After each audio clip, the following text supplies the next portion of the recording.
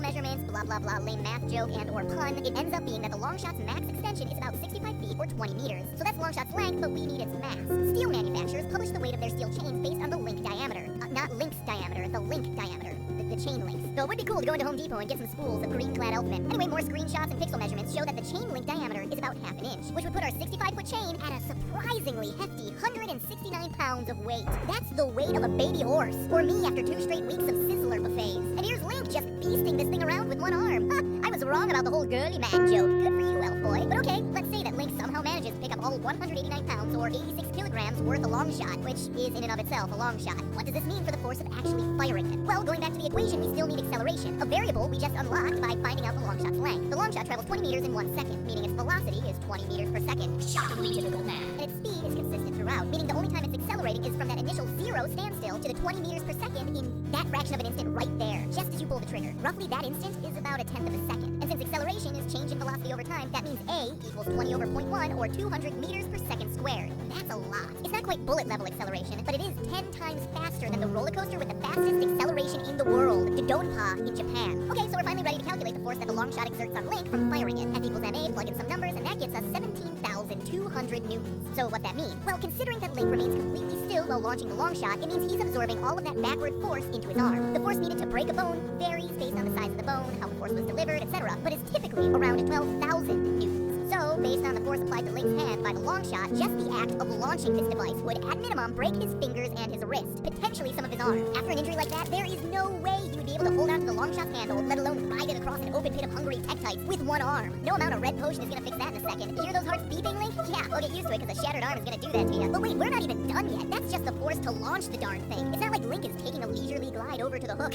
Oh no. The Longshot immediately begins recoiling its chain as soon as the hook is landed, violently jerking Link towards the other side of the room. To calculate that force, we can actually use the same equation, but now Link's mass is the thing that's doing the accelerating. We've already mentioned that Link is 5 feet tall, and we'll be generous and say he's a medium build. For a guy in this range, his average weight would be around 135 pounds or 61 kilograms. So wait, let's stop for a second to point out that the Longshot is actually heavier than Link. How is this guy possibly keeping this massive thing in his pants? Just gonna let that one sit there for a second. In gameplay footage, we can see that it takes the same amount of time to launch the Longshot as it takes for Link to be pulled back to it, meaning that the distance traveled and total acceleration would be very similar to the calculations before. Plugging these into our equation, we get SMA being 12,200 newtons. Again, all this force is being handled by Link's arm, broken hand, and area right around his shoulder as he gets dragged into the air. 12,200 newtons is definitely enough to break a bone. I mean, even more than the ones he's already lost, and is easily enough to rip his shoulder out of socket. But that bears the question, with such an extreme amount of acceleration, would it actually be enough to rip his arm cleanly off his body? Surprisingly, we can look that up. Figures and statistics actually exist on how much force you literally need to rip someone limb from limb, because the internet is a dark, dark place sometimes. Take for instance the people who've been reported to lose limbs after getting them stuck in a clothes dryer. Seriously, dude, just let the quarter and lid trap go. It's not worth it, bro. Not worth it. From what I can tell, it takes about 30,000 newtons to rip the arm off, but this also utilizes the torque of the dryer. In most cases, the force needed to physically rip off an arm is greater than the force applied to Link by the hook shot. So okay, he's made it to the other side with a shattered hand, some other broken bones, and his arm hanging out of socket, but it's still attached to his body. He can go limp on to collect another small key. Victory across the board, right? Wrong. Even though the force exerted on Link isn't enough to take his arm off, there's another phenomenon we need to account for in this situation. Link is being pulled to his destination in an incredibly short amount of time. Like we said, his acceleration is about 200 meters per second per second. And accelerating that fast is technically okay if you're a solid piece of metal like the Longshot, but if you're a person, the human body isn't a solid mass, which means that even if you pull one part of us, technically all the other parts might not be able to keep up. In particular, your inner organs are going to be a lot slower to get moving than the solid parts like bone and cartilage. And that means while the rest of you is taking off to fight Ganondorf, those soft internal organs are still going to be sloshing around there for a second. Accelerating Link like this is the equivalent of accelerating him to 45 miles per hour in a fraction of a second. A rate that would put his organs under a staggering force of 20 Gs. 20 times the force of gravity here on Earth. That is a massive number. But to truly understand the damage that can cause, we need to take into account a few things. First, Link is feeling this for less than a second. His body position also makes a tremendous amount of difference. G-forces are a lot easier to tolerate when they're felt perpendicular to the spine, like when you're sitting down in a car but you're moving forward. They're hardest to tolerate when they're parallel to the spine, like when a person is facing down and moving forward. In other words, the position Link would be in as he's being reeled to the hookshot. This position is particularly dangerous because the tiny blood vessels in your head and the retinas of your eyes are more easily damaged in this direction. It's estimated that when trained, humans can endure this level of G-forces for about 10 seconds before they die. In actual experiments done with humans in the range of 20 Gs by NASA and other international space agencies, 1 second of exposure permanently damaged the subject's spines. But even worse, because of that whole blood vessel thing in the eyes, made them permanently or semi-permanently blind. Which means that in one use of the long shot, Link breaks all the bones in his hand upon pulling the trigger, then undergoes complete dislocation of his shoulder and probably a couple other random broken bones as he's torn from his standing position before he's finally given a 20 G slap to the face due to acceleration, pulling apart his vertebra and damaging his retinas for life. And you thought the water temple was bad before.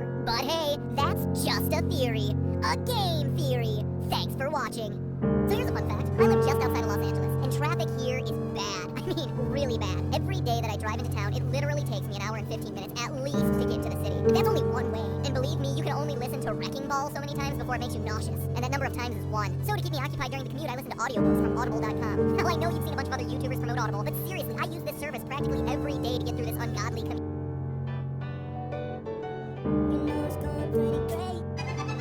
Today, we're uncovering how the hackers can break into not only our phones, but national security systems. Please listen to me. They're trying to silence us, but we will not be silent. We can't let the hackers win. Share this mess. Our video. Ooh, Hyrule Warriors is coming out. Let's do a Zelda video.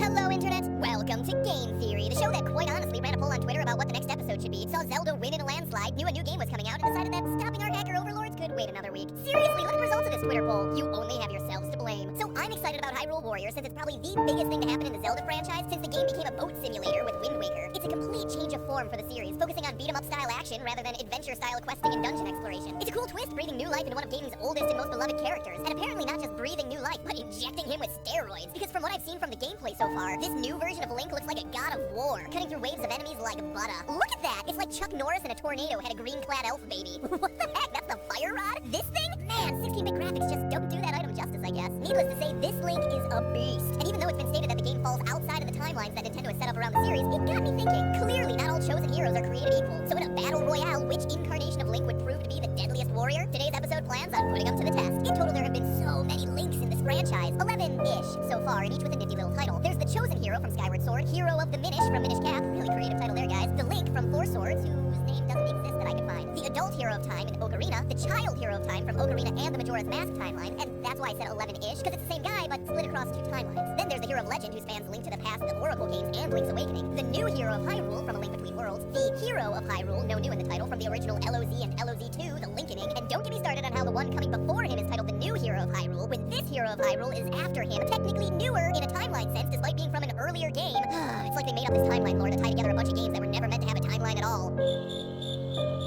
Yeah, the hero of Twilight from Use Your Best Guess, the hero of Light from Four Swords Adventures, and on to the last branch with the hero of Wind from Wind Waker and Phantom Hourglass, and the hero of Trains from Spirit Tracks. It's a very specific category to be hero of. Planes and automobiles? Sorry, you're out of luck until Legend of Zelda Enchanted Jetliner. And that, my friends, is the full roster. Now, let's get to comparing. Off the bat, we're going to eliminate the Four Swords Links because their true power comes from being able to divide into 4 separate links. And while that's all well and good for them, we want to measure who is empirically the single strongest link. And the way we do that is via some categories. Sure, there are some obvious ones like strongest, smartest, most agile, but we need to factor in each hero's mounts, his arsenal, magic abilities, sword skills, marksmanship, underwater maneuverability, because we all know how tough that can be for him sometimes.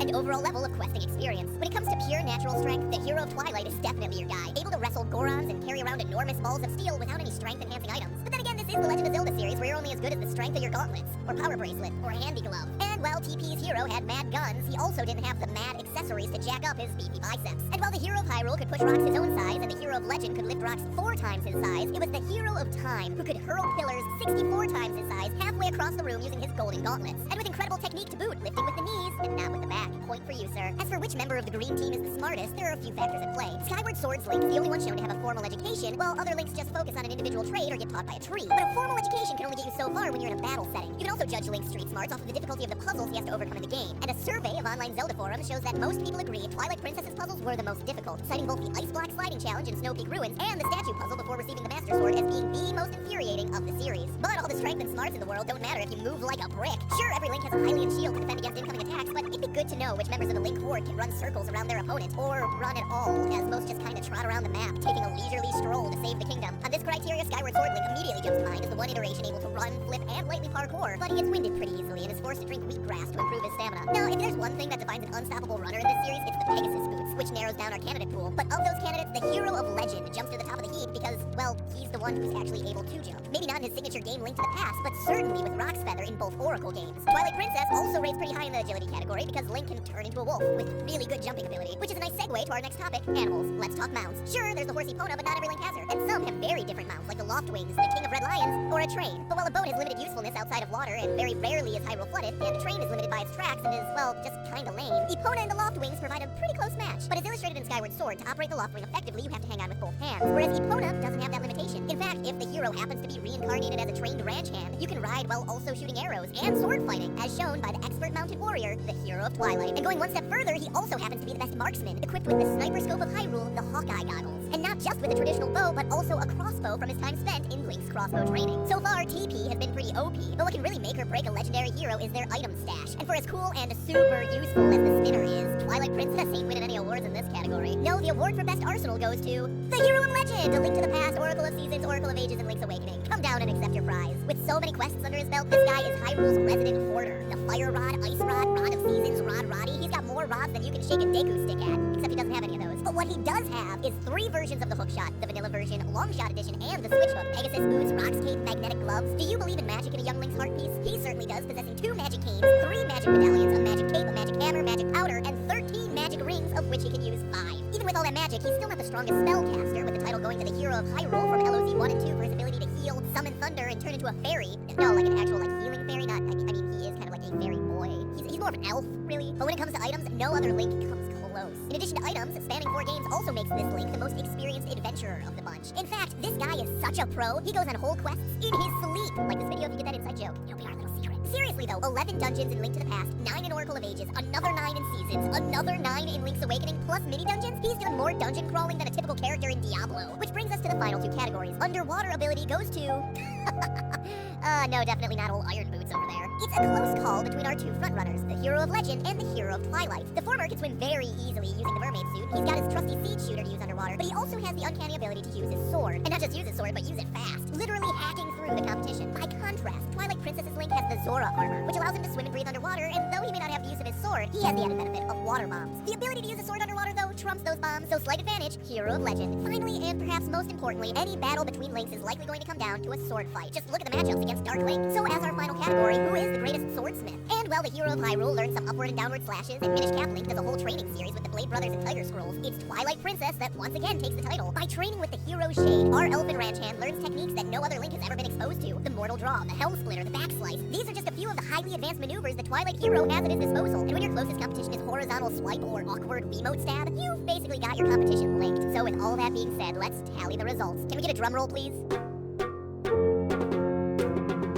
It's not quite what I was expecting, but okay, great. The most powerful Link is the Hero of Time, Child Edition. What? I demand a recount. Where are the hanging chads? Okay, dated references to the 2000 election aside, the surprise winner of our little contest is the young Hero of Time. And all thanks to one game, Majora's Mask. If it was just left to Ocarina of Time, young Link gets a slingshot, a boomerang, some sticks, and nuts to play with. Lame. And when you really look at it, in Majora, he just gets a hookshot, a couple of arrows, and a bunch of useless masks. But it's not about quantity, it's about quality. And Child Link gets these, which bestow him with the strength, speed, and defense of a Goron, the agility and ability to fly of a Deku Scrub, and you can't become a better swimmer than a Zora. He might not be the best with Epona, but he's certainly good. Spanning 2 games and with time travel experience to boot, he may not have the whole 38 dungeons under his belt, but he does have years worth of experience. And if you're looking for great swordsmanship, who taught the hero of Twilight everything he knows? This guy. And who is that guy? This guy. Eventually. And sorry, TP, but for as cool as that wolf form is, you're not the only one to have it. Oh, and if you still don't believe me, there's this. The last transformation mask, the Fierce Deity Mask, equipping you with a sword twice as powerful as the Master Sword, and with a permanent magic beam. The youngest combatant in our little game also happens to be the most powerful. Go figure. There's also a high probability that he's dead, so I guess there's that. Meanwhile, I know we've given the hero of trains. I can't even say it with a straight face. The hero of trains a hard time today, but let's face it, you are quite literally